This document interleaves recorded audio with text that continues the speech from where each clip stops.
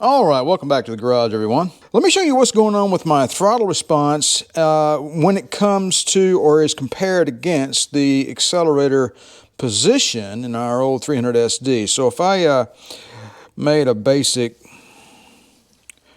very basic graph here, like that, X and Y, and on the vertical, we just said, well, this is RPM.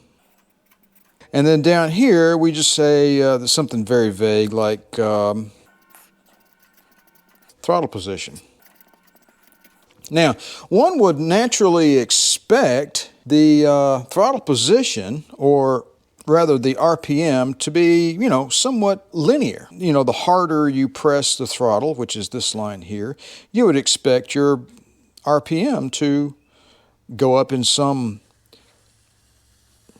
linear fashion like that, right? Just arbitrarily drew some angle there. It doesn't really matter what it is, but you get the point. For my car, so you start gradually pressing the throttle. Now again, you're in park, not moving, okay? But I've noticed this over the past few years with this car. So you come in here and you start pressing the throttle, your RPM starts to go up, and you're applying steady pressure. You're not moving it, you know, erratically or anything. Just continue steadily pressing towards the floor, and then your RPM will go up a little bit and go, and it tapers off and it might level out like that. All right, and then you continue on with your pressure, and it might pick back up and go up a little bit like that, and it tapers off like that, right? And then if you go up a little more, and so on and so forth. This is an extreme exaggeration, but at some point, you know, the turbo is going to kick in and it's going to, you know, like that. But this wavy line is what I've experienced in this car instead of this nice linear track. I don't know, it makes the drivability just odd. It makes it feel weird. It makes it feel unsure, right? You know, any other car that I've ever driven, the Cadillac behind me, my truck, you know, the old Corvette, the Jeep, so on and so forth. My other two diesels, namely the TDIs, you know, the accelerator is nice and linear. It responds. The RPMs of the engine, it responds normally. When you have this waviness here in this line, it gives you this unsure feeling. Okay, is this car actually going to go? Is it actually going to move out into traffic, or am I going to get run over? So these are the kinds of things that annoy me about this particular engine. Now, once it gets up and going, you know, it gets great gas mileage, it runs down the road just fine. However, off the line, it leaves a lot to be desired. Okay, so now, what causes this? Well, in my opinion, this is what causes it. That thing, okay, the ALDA. I don't know what's wrong with it. It may be working perfectly fine. I have no idea. It may be complete crap. It may be destroyed inside. I don't know. But right now, I've got the screw in the ALDA turned pretty much all the way out. I turned the ALDA screw all the way out, you know, gently, and then brought it back to about, you know, about right there, right? So it's not completely all the way out. I have actually put it all the way out, but I didn't see any advantage to it. I will tell you this. If you take this ALDA and you say, well, let's back it out, let's screw it in by half a turn, right? Put it right there. The car will not get out of its own way. You have to floor it everywhere you go, especially with the air conditioner on. And that is completely unacceptable. I have decided that I am going to go ahead and eliminate the ALDA from this car. So what have we ordered? We have ordered 1 delete kit, 2 a plug to go on the back of the intake manifold. So these are the 2 things we're going to do today. We're going to install a plug on the back of the intake manifold where the ALDA boost line connects, and we're going to install the delete kit that just came in the mail today. So you guys stick around. We're going to get busy right now. All right, we got a 12-millimeter wrench, rather long shafted one, I might add. And let's see if we can't get that one. Yeah, there we go. I highly recommend a long wrench to get in here.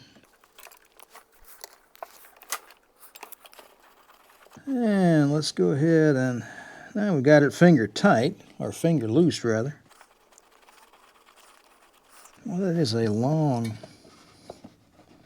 I've had this out of here once before because I actually broke the plastic line and had to repair it and get it back in there. Man alive, that is a long rascal. Alright, what I'm trying to do is save the integrity of this system here because, you know, someone might want to reuse it someday. Is there a washer stuck to the end? Let me get a screwdriver. Yep, it was. And it is now gone into Neverland. Bye-bye, crush washer.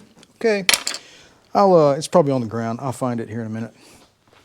Or in maybe 6 months. All right, let me go over here to the workbench and get the plug that we have designated for our project.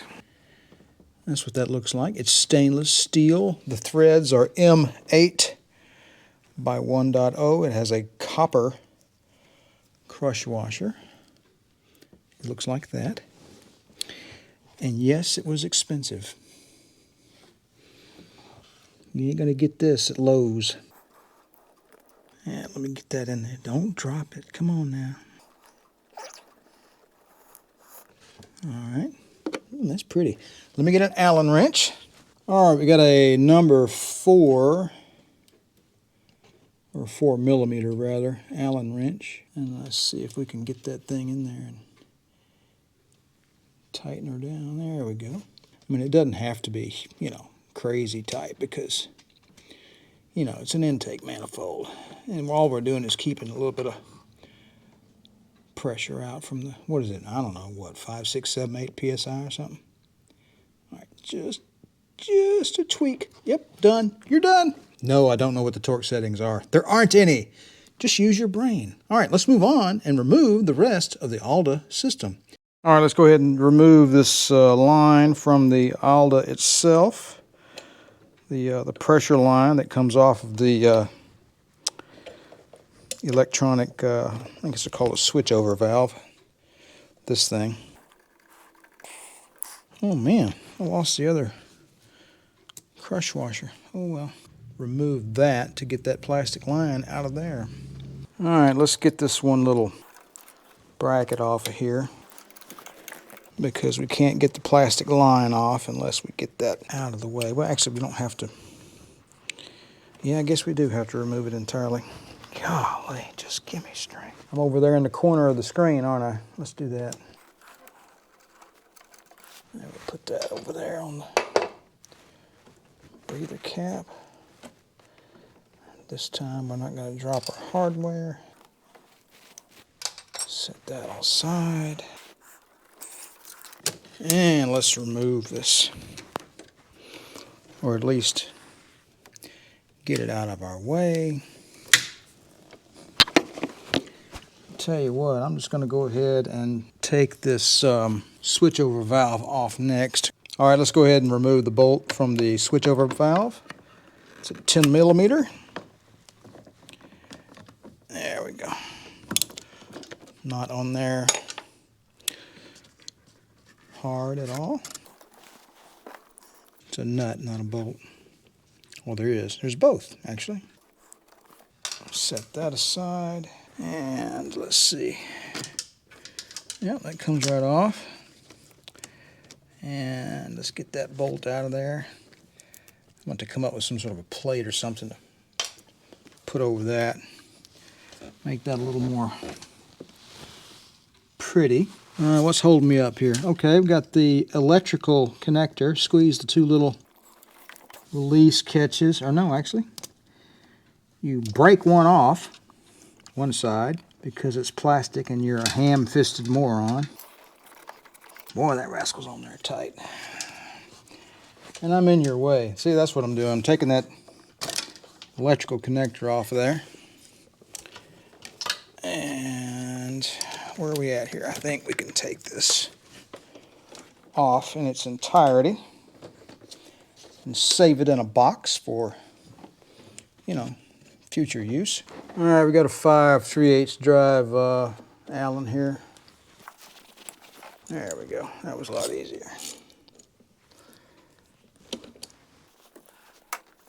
Hopefully this thing won't fly apart when I disconnect it from the engine. All right, we don't want to lose any fasteners or washers.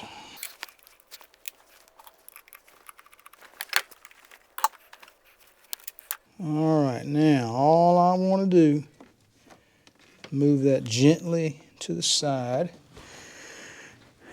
and give ourselves a little bit of breathing room to do a little bit of work here.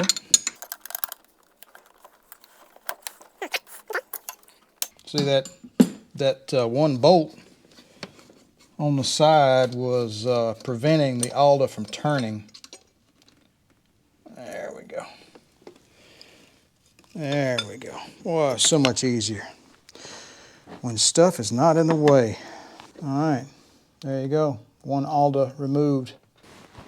Now a nice, pretty delete kit will be installed. Actually, I can just clean the top of the engine off after I install this. Probably a better idea.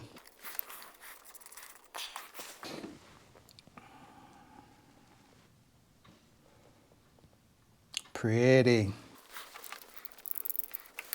The way this tool is designed has a lot of torque on the threads as you tighten it down, so you can get into some fairly tight spots. It won't take much, really. It's just, I think that'll do, to be honest. Put our hex bolts back in there, hex Allen, whatever you want to call them. Come on, get in the right spot there. And man, I do believe that is a spring-loaded washer on that guy. I guess that serves as a lock of some sort, a lock washer of some sort. And where is my socket wrench? There it is, right there. Is it a ratchet? Or is it a socket wrench? You guys tell me. All right, it's plastic, Harris. Just relax. As Scotty would say. I think this is like, these were like seriously not on there tight. Yeah, that's good enough. Doesn't need, I mean, they were not tight at all. Okay, what's left? All right, we got to reconnect the vacuum line. Got this electrical wire here. Nah, whatever. I'll tidy that up later. But let me see.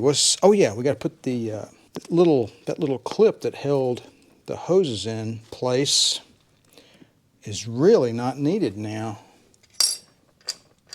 So we can dispense with that if we don't lose it.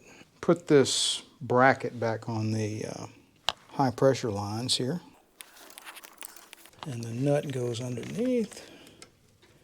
That's not awkward at all, really. It's easy peasy. It's an 8mm, by the way, a little 8mm spanner underneath there. Just tighten that down like that. And we are done. Let me move all my tools out of the way. All right, folks, there you have it. One ALDA delete has been completed. The only thing left to do now is crank her up and see how she runs. Let me go ahead and raise the garage door and then we'll fire this old girl up. All right. Bluetooth mode. Bluetooth mode. That's my little streamer. She tells me that Bluetooth mode is on. Thank you very much. All right, that's long enough to glow. I think I drove it earlier today. And I'm thinking it's time to go ahead and replace the old voltage regulator again, because I've got a rev her up to about 950 or so to get the light to go out. Let's do a little field test with my foot here. And I'm going to gradually increase the throttle. Slowly. Slowly.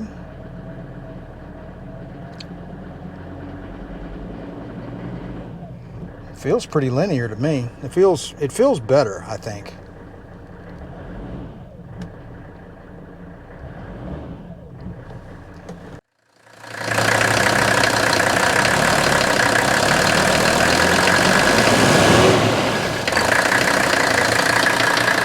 All right, I think it's time for a test drive. All right, we're out and about now, and usually on this particular street, which is really hilly, I'd have to shift down and do a lot of crazy things. Now I'm coming up on a fairly steep hill. I'm in 4th, and I'm just pressing down on the gas without any fanfare. And she's just, you know, cruising right on top, on up the hill there. Usually I'd have to do that in 3rd. From my immediate impression, oh wow, yeah, okay, yep. It feels much more like I'm driving a conventional car now. When I say conventional, I mean, you know, something other than a 37-year-old mechanically injected diesel car that only makes 120 horsepower. All right, so we're gonna get down to the intersection and then do a more powerful start and see how well that works out. All right, so, you know, you should know that, I know that you guys have already read on the internet, this does absolutely nothing for peak power, right? So this is all about off-idle drivability. And I'm just gonna do maybe a half throttle here. Holy cow. That's, yeah, wow. All right. I'm driving a regular car now instead of a slug. Wow, I cannot, that's pretty nice. Okay. It's not a race car. It's a 120, you know, horsepower engine car, right? So it's not a fast car. Let's be honest with ourselves, guys. You know, unless you really, you know, soup the engine up, rebuild it, put a bigger turbo on it and all that kind of stuff. So so if I nail it here at 40, you know, it feels normal. But it's that off-idle drivability that is so much nicer.